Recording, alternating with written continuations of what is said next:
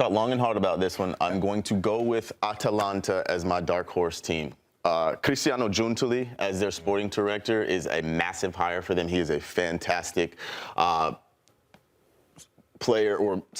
sporting director who has found some incredible talent. He works really well with clubs. And then he's brought in Maurizio Sarri to Atalanta, who finished 7th last year. And they've also brought back a player, Giacomo Raspadori, who is a fantastic striker. He's done so well for Atalanta in the past, been over in Spain. And I think coming back to Atalanta, to Bergamo, to play for this team, I think Raspadori will be motivated. I think he'll be really, really good for this Atalanta. And I have a feeling that Atalanta will be a strong team this year. That's my dark horse pick. Get the new manager shake-up, new manager bounce. And you'd asked the question of what went wrong for Atalanta last season. It's a manager that a lot of things have gone wrong for. It's Ivan Juric. That's what went wrong for them. And a difficult start to the season. And I feel for Daniele Palladino because I think he's a very good manager. I loved what he did at Fiorentina, and I love that he got this chance. And let's not forget that Atalanta, when Inter were at home after they lost to Bodo Glimt, who was left in the Champions League for Italian clubs? It was Atalanta. They got wiped off planet Earth by Bayern Munich, but a lot of teams could say that against one of the best teams in European football last season. So I think Palladino did as good as he can. Sorry, I said Daniele. Raffaele Palladino. I'm in preseason mode now, Jeff. Thank you very much. See, Jeff started it. It gets difficult with the names Daniele, Raffaele, all the L's. I've got too much Italian in my brain. Everything in it. All right, how about we go over to La Liga and see what your dark horse is over in Spain? Yeah, look, I'm going with the reigning Copa del Rey winners in Real Sociedad. It's a side that is mixed with experience and, of course, some young players coming through the ranks, but he took over a side in Real Sociedad that was closer to the relegation zone, or at the bottom of the table, middle of the pack. And European football looked like it was a paper dream or a pipe dream. The fact that they eked out Europe, they finished 10th in Spanish football, is a miracle. He's become a miracle worker for this Real Sociedad side. And I wouldn't be surprised if they're a club that is pushing, should Spain get another Champions League spot, that is pushing the likes of Real Betis, the likes of Villarreal, for a Champions League spot this season, because they have, not to show a Sabal, they have another youngster in Odi Oskarsson, the 20-year-old from Iceland, who has loved life under Matarazzo. He scored 9 goals this past season. Only 20 games, right? And a majority of them all came under Matarazzo. And we've seen players who love to just be transformative players under the right manager, and he still continues to score. I watched the recent preseason friendly. Yes, I'm a sicko. I do watch friendlies against Aston Villa, and he still is scoring goals. So there's a loyalty towards the manager, there's an appetite for the game, and there's a confidence about Oskarsson that I think is going to translate into more goals this upcoming season. Where did they finish last season? 10th. How high can they go? I think they can go all the way to 5th.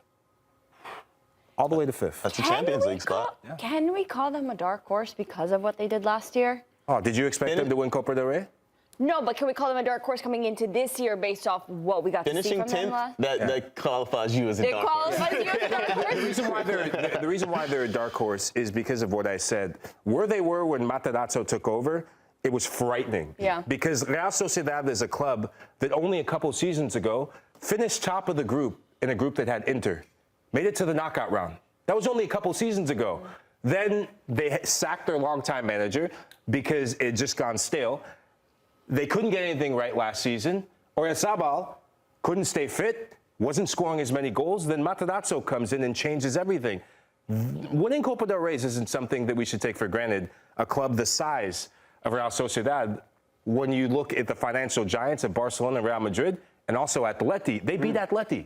They soundly beat Atleti in that final. So we have to give them praise, and they're a sound dark horse. Yeah. Any other La Liga teams that you think could be a dark horse that anyone here wants to throw into the mix? Betis, maybe. Betis? I like the football they play. They played some really, really good football last year. They looked like a team that could grow into something. So Betis might be one I'd give a shot.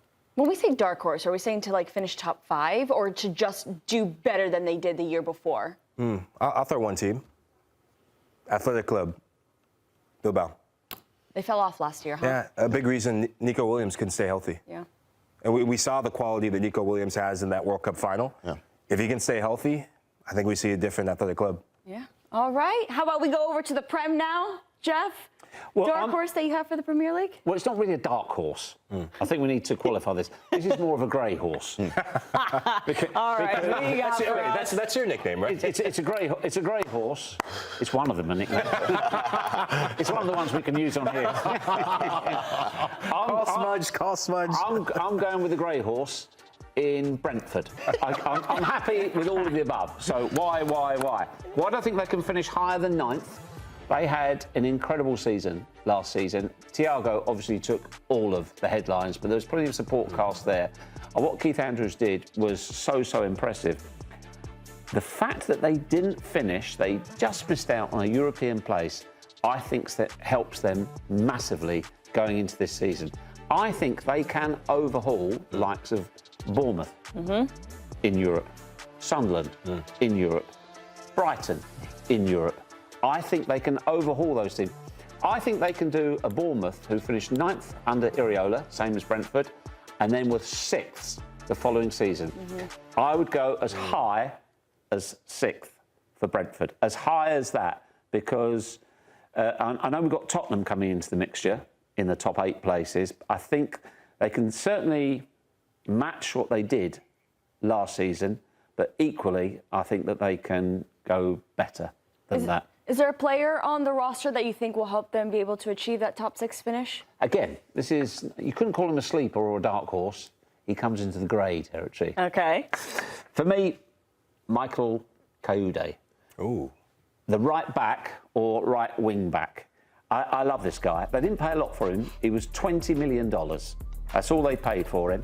It was a breakout season for him. He is a fantastic athlete. And I don't know if you've seen his long throw.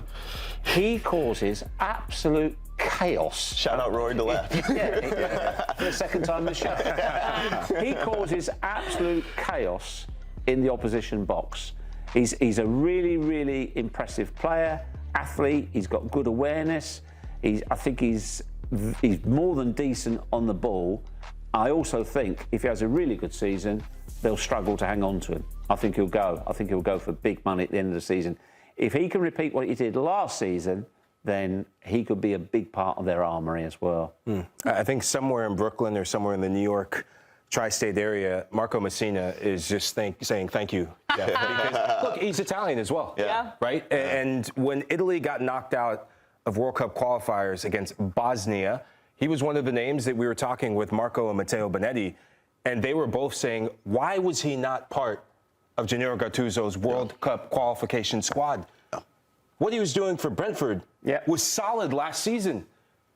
Di Lorenzo, do you know right back for Italy? What are we doing here? I think he suffered from potentially, in my view, the wrong view, at being an unfashionable club. You know, we're not taking a player to the World Cup who only plays for them. Right. He absolutely should have been there. And I will support your argument as well. Mamadou Sangare from Lens. Fantastic player that Brentford have just signed. I think he will be a wonderful player in midfield for them. All action, really technical, physical player, perfect for the Premier League. And Brentford have made some really smart buys, and I think that's another one in a long list of smart purchases for them. Thanks for watching this video from Morning Footy. For all news and insights regarding leagues around the world like EFL, Serie A, and all UEFA competitions, both men's and women's, don't forget to sign up for Paramount+.